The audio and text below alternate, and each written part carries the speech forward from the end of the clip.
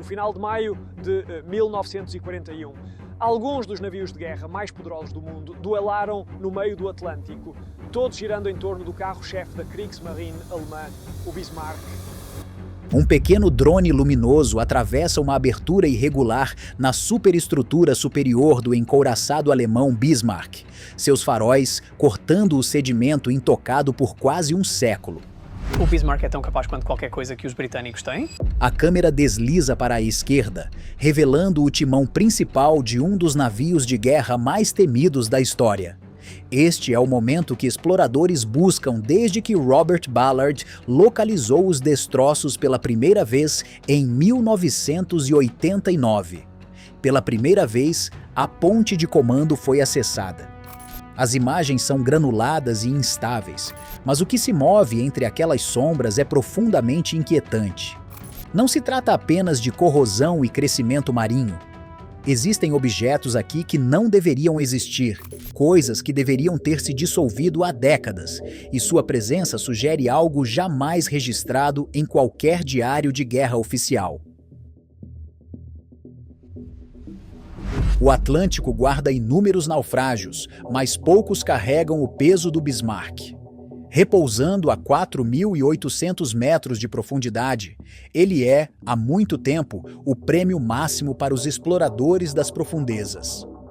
Por décadas, a ponte permaneceu inacessível, esmagada e estraçalhada por milhares de projéteis britânicos durante o último combate do navio em maio de 1941. A maioria dos especialistas acreditava que tudo ali dentro havia sido obliterado ou varrido. Mas a tecnologia moderna de microdrones finalmente derrubou essa suposição, e o que ela revela não é apenas história preservada, mas algo muito mais perturbador. O passadiço era o centro nervoso do navio, onde o almirante Günther Lütjens e o capitão Ernst Lindemann tomaram as decisões que levaram mais de 2.000 homens à morte. Quando o drone encontrou um cenário que desafiou as expectativas. Apesar da pressão esmagadora, partes da estrutura permanecem intactas, preservadas em uma quietude inquietante. Sobre uma mesa de metal, repousa um caderno encadernado em couro. Papel não deveria sobreviver aqui. Na maioria dos naufrágios, ele desaparece em poucos anos, mas, dentro do passadiço, uma camada espessa de combustível pesado parece ter inundado o compartimento durante o naufrágio, isolando-o do oxigênio e retardando a decomposição. O resultado é algo mais próximo da preservação do que da destruição. À medida que a câmera se aproxima, uma caligrafia tênue torna-se visível. Este não é um diário de bordo comum. Ele parece conter notas particulares ou diretrizes sigilosas. Uma frase aparece repetidamente: Projeto Safira. Não existe tal projeto em nenhum arquivo alemão desclassificado conhecido. As anotações fazem referência a uma carga nos conveses inferiores, descrita como crucial demais para cair em mãos britânicos. Mais perturbador ainda é a insinuação de que o navio possa ter sido destinado ao naufrágio, independentemente do desfecho da batalha.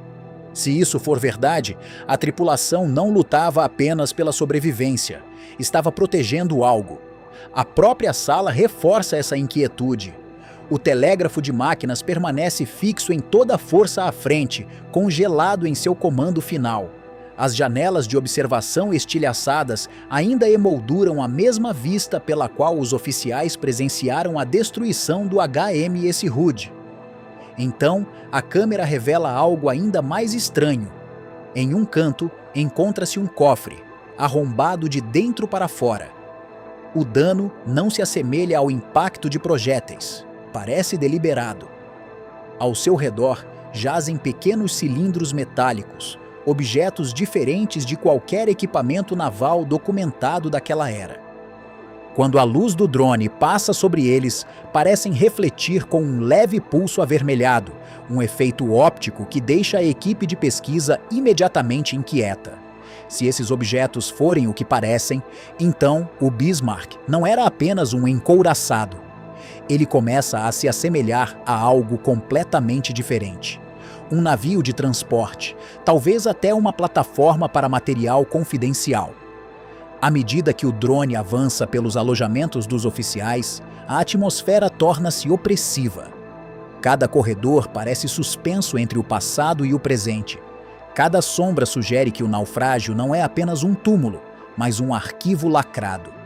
Para entender o peso desta descoberta, é preciso voltar a maio de 1941. Na época, o Bismarck era o encouraçado mais poderoso da Alemanha, 250 metros de força blindada. Quando entrou no Atlântico, a Grã-Bretanha reagiu com urgência imediata. A Marinha Real enviou seu navio de guerra mais prestigiado, o HMS Hood, para a interceptação. O confronto que se seguiu durou menos de 10 minutos. Um único projétil de 38 centímetros do Bismarck atingiu o Hood. A explosão resultante foi catastrófica. O navio se partiu quase instantaneamente. Mais de 1.400 marinheiros morreram em instantes. Apenas 3 sobreviveram. O choque dessa perda desencadeou uma perseguição implacável. Winston Churchill emitiu uma ordem direta: destruam o Bismarck a qualquer custo. A Marinha Real mobilizou tudo o que estava disponível: encouraçados, cruzadores, contratorpedeiros e até biplanos obsoletos. Durante algum tempo, o Bismarck parecia imparável, cruzando o Atlântico rumo à França ocupada. Então, um único torpedo mudou tudo. Um esquadrão de aviões Fairey Swordfish atacou sob condições climáticas brutais. Lentas, ultrapassadas e vulneráveis, as aeronaves pareciam quase irrelevantes contra um encouraçado moderno. No entanto, um torpedo atingiu o leme, travando-o permanentemente. O Bismarck ainda podia atirar, ainda podia se mover, mas não conseguia mais manobrar. Começou a girar sem controle, à deriva na direção da frota britânica que o perseguia. O que se seguiu não foi uma batalha, mas uma execução prolongada. O HMS King George V e o HMS Rodney se aproximaram, disparando quase 3.000 projéteis ao longo de 2 horas. A superestrutura foi obliterada, o fogo consumiu os convéses. O navio transformou-se em uma carcaça de aço em chamas. Às 10h39 da manhã, o Bismarck afundou. Mais de 2.000 homens afundaram com ele. Apenas 115 sobreviveram. Por décadas, a narrativa permaneceu simples. Os britânicos haviam caçado e destruído um inimigo superior. Mas os sobreviventes alemães insistiam em uma versão diferente. Eles alegavam que o navio fora afundado por dentro, com a própria tripulação abrindo as válvulas de fundo e instalando explosivos para evitar a captura. Esse debate jamais foi resolvido. Se os britânicos o afundaram, seu poder de fogo triunfou. Se os alemães o puseram a pique, a resistência da embarcação era maior do que se acreditava. Mas as novas imagens sugerem uma terceira possibilidade.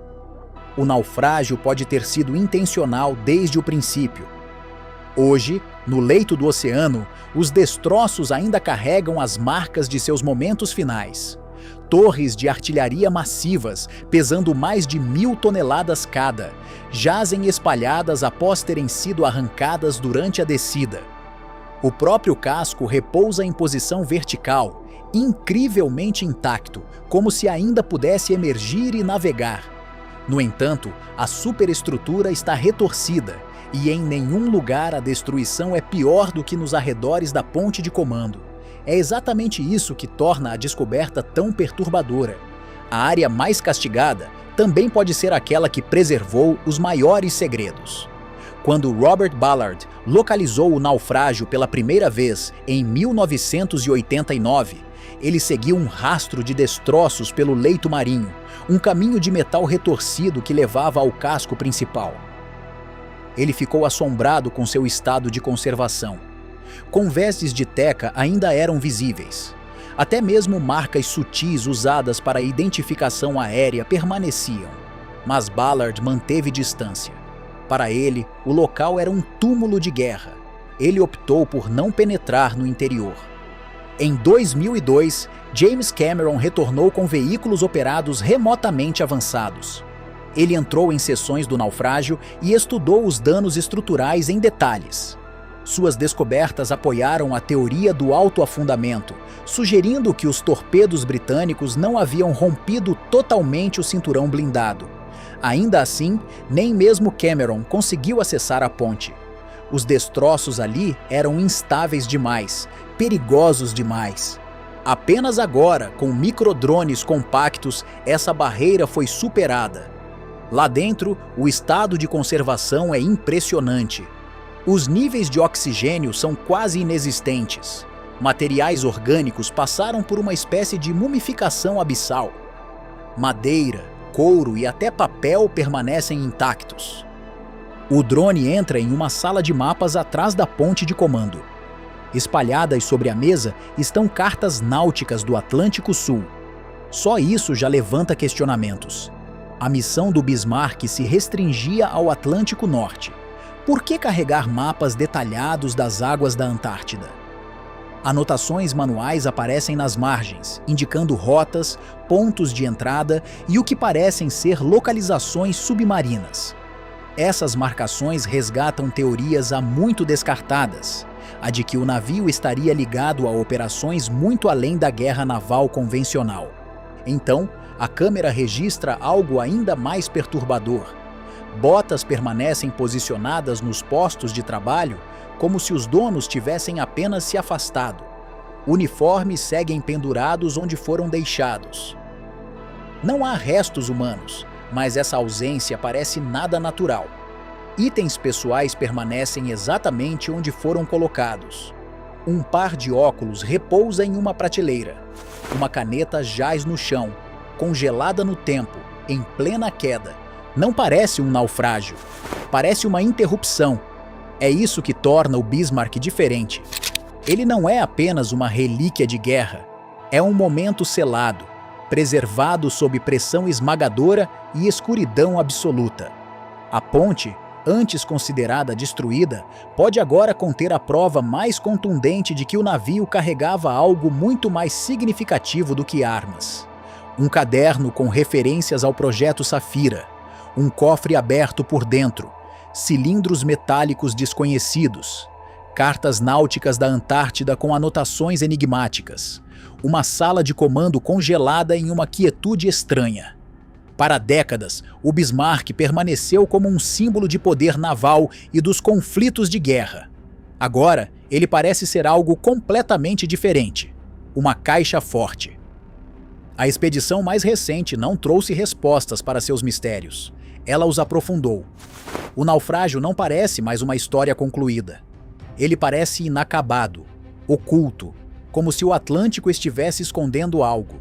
E se o passadiço protegia mais do que apenas equipamentos de comando, a conclusão mais inquietante talvez seja também a mais simples. O Bismarck não apenas afundou, ele levou algo consigo.